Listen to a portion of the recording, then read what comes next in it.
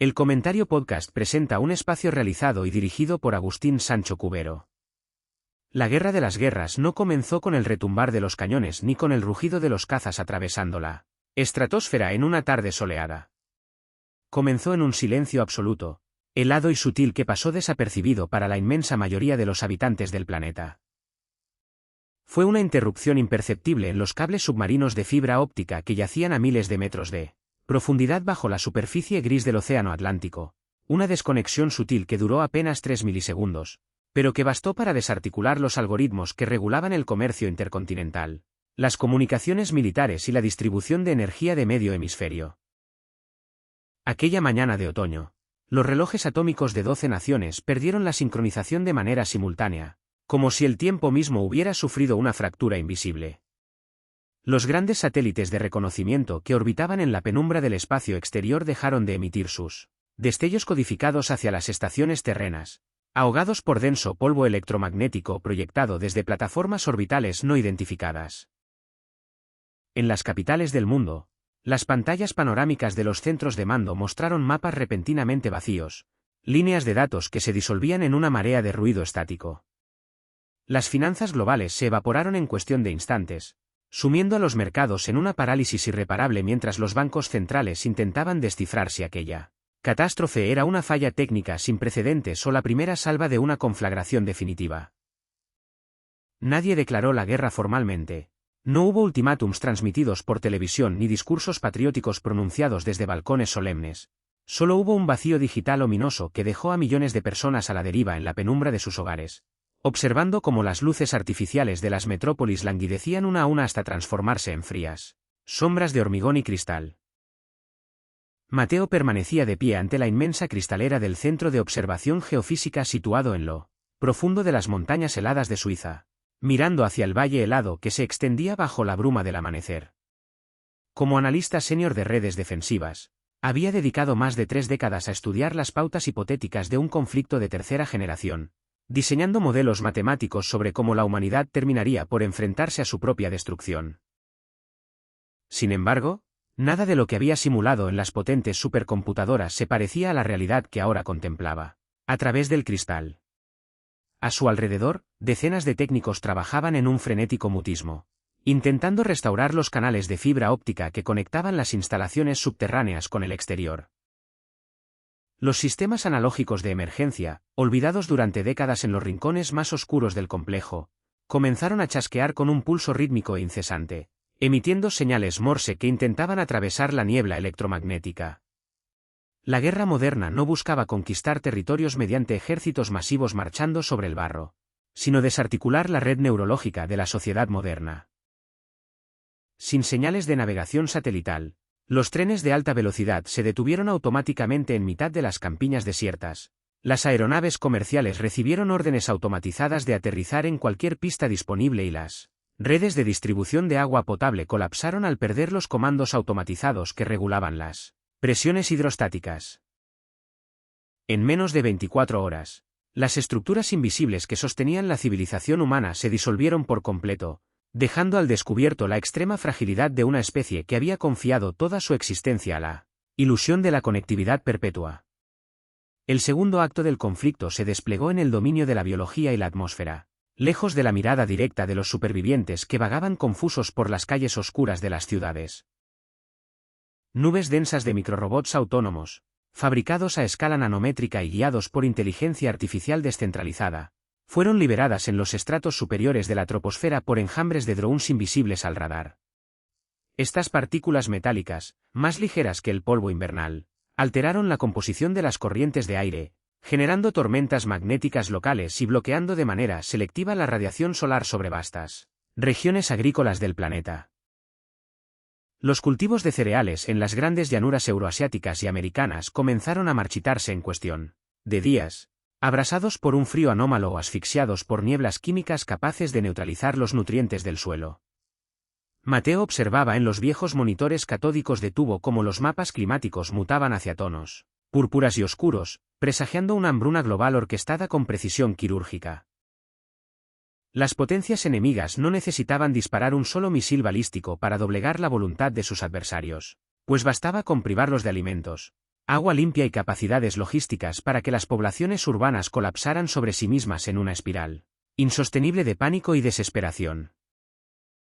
La tecnología que antaño prometiera erradicar las enfermedades y el hambre se había convertido en la herramienta perfecta de aniquilación silenciosa, operando con una fría eficacia implacable que no dejaba rastro de humo ni cráteres de impacto. A medida que las semanas transcurrían en aquel aislamiento absoluto, la guerra penetró en la mente colectiva de la población humana a través del espectro de la desinformación sintética. Las pocas frecuencias de radio que continuaban operando emitían voces indistinguibles de las autoridades legítimas, comunicando órdenes contradictorias que sembraban la discordia y el caos en las pocas comunidades que intentaban organizarse. Hologramas tácticos proyectados desde plataformas de baja altitud simulaban desembarcos anfibios en costas desiertas y falsas explosiones en centros urbanos, llevando al límite el pánico de las fuerzas defensivas que consumían sus últimas reservas de munición disparando contra fantasmas creados por algoritmos de ilusión óptica. Elena, una ingeniera de telecomunicaciones que trabajaba junto a Mateo en el refugio alpino, intentaba desesperadamente filtrar las señales verdaderas de las falsificadas, procesando ingentes volúmenes de datos residuales con receptores de onda corta ajustados manualmente. Sus dedos temblaban sobre los diales metálicos mientras escuchaba los fragmentos de transmisiones distorsionadas que hablaban de ciudades enteras sumidas en la oscuridad total, de incendios fuera de control en las refinerías abandonadas y de masas humanas desplazándose a pie hacia los campos en busca de refugio y sustento. La noción misma de verdad histórica se había disuelto por completo, sustituida por un laberinto de espejos digitales donde cada bando creía estar ganando una batalla que en realidad nadie controlaba, gobernada exclusivamente por sistemas autónomos de respuesta que reaccionaban mecánicamente a los ataques del enemigo. La escalada militar alcanzó su punto crítico cuando las inteligencias artificiales encargadas de la defensa disuasoria de las grandes potencias ingresaron en un bucle implacable de retroalimentación algorítmica. Al haber perdido todo contacto con los mandos humanos debido a la destrucción de los enlaces cuánticos terrestres, los programas defensivos interpretaron el silencio de las redes como la confirmación de un ataque definitivo contra sus infraestructuras neurálgicas. En el interior de silos subterráneos sepultados bajo capas de granito en las estepas heladas y en las profundidades silenciosas de los océanos, los ordenadores centrales activaron los protocolos de respuesta automática sin requerir la intervención de ningún operador biológico. De manera casi instantánea, cientos de proyectiles hipersónicos ascendieron hacia los cielos nocturnos, dibujando estelas de fuego que rasgaron las nubes tenues antes de desaparecer en el vacío espacial. Mateo vio en la pantalla analógica de barrido el inicio de la fase luminosa, el momento en que las armas cinéticas de impacto directo descendieron desde la órbita sobre las estaciones clave de generación eléctrica y los nodos estratégicos de transporte. No hubo grandes explosiones nucleares de fuego y radiación devastadora en esta primera oleada, sino impactos de masa densa a velocidades vertiginosas que liberaron la energía equivalente a terremotos devastadores, derribando represas gigantescas, colapsando puentes emblemáticos y sepultando bajo toneladas de escombros las estructuras defensivas de las grandes capitales. Sin embargo, el equilibrio frágil que aún contenía el horror absoluto cedió de forma inevitable cuando una de las plataformas de respuesta automatizada detectó una amenaza inexistente en su perímetro de seguridad. El lanzamiento de un proyectil defensivo desencadenó una reacción en cadena a escala planetaria, activando los arsenales nucleares estratégicos que permanecían dormidos en las entrañas de la Tierra.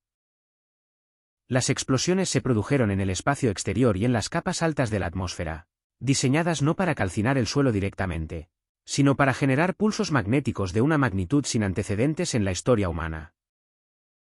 En un solo segundo de resplandor cegador, la totalidad de los circuitos semiconductores que aún subsistían en el planeta sufrieron una fusión irreversible, destruyendo incluso los sistemas analógicos más resistentes y sumiendo al planeta entero en un silencio geológico sepulcral. Desde la cumbre helada donde se ubicaba el observatorio, Mateo vio cómo el horizonte se teñía de una aurora boreal de vivos tonos violetas y verdosos, una manifestación luminosa provocada por la ionización masiva de la magnetosfera terrestre. El aire mismo parecía cargado de electricidad estática, haciendo que los cabellos de los pocos supervivientes en la sala se erizaran mientras contemplaban la majestuosidad terrible del fin del mundo tecnológico.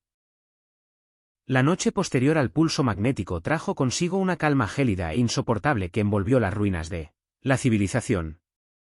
Las ciudades gigantescas que antaño resplandecían como constelaciones desde el espacio quedaron reducidas a cementerios oscuros de acero y cristal, donde el único sonido era el susurro del viento atravesando las avenidas desiertas. La población mundial, desacostumbrada a la supervivencia sin el auxilio de la automatización industrial, se enfrentó a la dura realidad de un entorno hostil donde el valor de la moneda digital y la información virtual había quedado reducido a cero de manera instantánea. Las herramientas de piedra, el fuego primario y el agua limpia volvieron a convertirse en los únicos activos verdaderos para la continuidad de la vida humana. Elena caminó hasta la terraza exterior del observatorio alpino, ajustando su abrigo contra las ráfagas heladas que descendían de los picos nevados. A diferencia de las conflagraciones del pasado, marcadas por el heroísmo trágico de las tropas y las grandes batallas campales, esta conflagración mundial había sido una tragedia invisible, ejecutada con una frialdad matemática donde las máquinas lucharon contra las máquinas hasta agotar la infraestructura que sostenía a la humanidad misma. No hubo vencedores ni vencidos celebrando tratados de paz en salones elegantes. Solo una especie desorientada que contemplaba los restos de su propia arrogancia desde el abismo de la barbarie renovada. El clima del planeta, alterado de forma severa por los enjambres atmosféricos y las interrupciones en la dinámica oceánica, comenzó a enfriarse de manera acelerada en los meses siguientes a la parálisis total. Un invierno ceniciento se extendió sobre las latitudes medias y septentrionales, cubriendo los campos de cultivo abrasados con capas gruesas de nieve y hielo persistente. Las pocas comunidades humanas que lograron sobrevivir al colapso inicial se agruparon en torno a recursos hídricos subterráneos y antiguas fuentes de calor geotérmico, reconstruyendo formas de organización tribal y recuperando conocimientos olvidados sobre la botánica y la agricultura manual. Mateo dedicó sus últimos días a redactar crónicas sobre pergaminos de papel recuperados del archivo analógico del centro de observación, utilizando tinta vegetal procesada a mano para documentar los errores fatales que habían conducido a la especie humana al borde de su propia extinción. Escribía a la luz tenue de velas de cera, sabiendo que era muy probable que nadie leyera jamás aquellas páginas, pero impulsado por el deseo imperioso de dejar un testimonio fehaciente de la caída del imperio digital. Sus relatos hablaban de la ceguera de los líderes que confiaron la seguridad colectiva a algoritmos incomprensibles, de la pérdida progresiva del discernimiento humano frente a la inmediatez de los datos y de cómo la búsqueda obsesiva de una eficiencia perfecta terminó por erradicar el valor supremo de la vida misma. Con la llegada de la primavera cenicienta, los cielos comenzaron a limpiarse gradualmente de las partículas metálicas que habían bloqueado la radiación del sol durante meses. Un haz tenue de luz dorada penetró a través de las nubes grises, iluminando los valles montañosos donde los supervivientes comenzaban a arar la tierra con arados de madera improvisados. La naturaleza, liberada de la presión incesante de la actividad industrial y de la contaminación acústica de los motores, comenzó a recolonizar las ruinas de las infraestructuras abandonadas. La vegetación silvestre brotaba con fuerza entre las grietas del asfalto de las autopistas desiertas. Las aves retornaban a los bosques que habían recuperado su silencio ancestral y los ríos fluían limpios de residuos químicos hacia océanos en proceso de regeneración. La Tercera Guerra Mundial no había destruido el planeta en su totalidad, sino que había erradicado la ilusión de la supremacía tecnológica humana, obligando a los pocos hombres y mujeres supervivientes a reconciliarse con los ritmos naturales de la Tierra.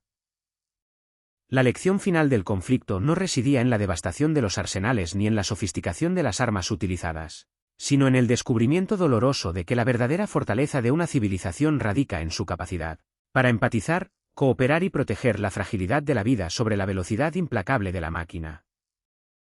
A medida que el sol descendía lentamente tras las cumbres nevadas del valle, Mateo cerró el cuaderno de cuero donde había volcado sus últimas reflexiones sobre el gran colapso de la era moderna. Observó a los jóvenes del refugio que trabajaban juntos en la construcción de una modesta canalización de agua de manantial, escuchando sus risas y sus voces resonando en el aire limpio de la montaña. A pesar de las cicatrices imborrables que la guerra había dejado en la superficie del planeta y en las mentes de quienes sobrevivieron, existía una pequeña llama de esperanza que comenzaba a arder en el corazón de aquella nueva comunidad primigenia. La humanidad había perdido sus redes satelitales, sus ciudades verticales de cristal y sus algoritmos omniscientes, pero había recuperado la mirada directa a los ojos del semejante, la palabra compartida al fuego de la noche y la conciencia profunda de pertenecer a un mundo hermoso que merecía ser protegido con humildad y sabiduría. En la serenidad de aquel crepúsculo alpino, Mientras las primeras estrellas titilaban sobre un cielo limpio de chatarra espacial, Mateo comprendió que el futuro no estaría escrito en código binario ni en circuitos integrados, sino en la paciencia infinita de las manos que cultivan la tierra y en el amor renovado por la libertad del espíritu humano. Espacio realizado y dirigido por Agustín Sancho Cubero. Gracias por su atención, hasta la próxima edición del programa.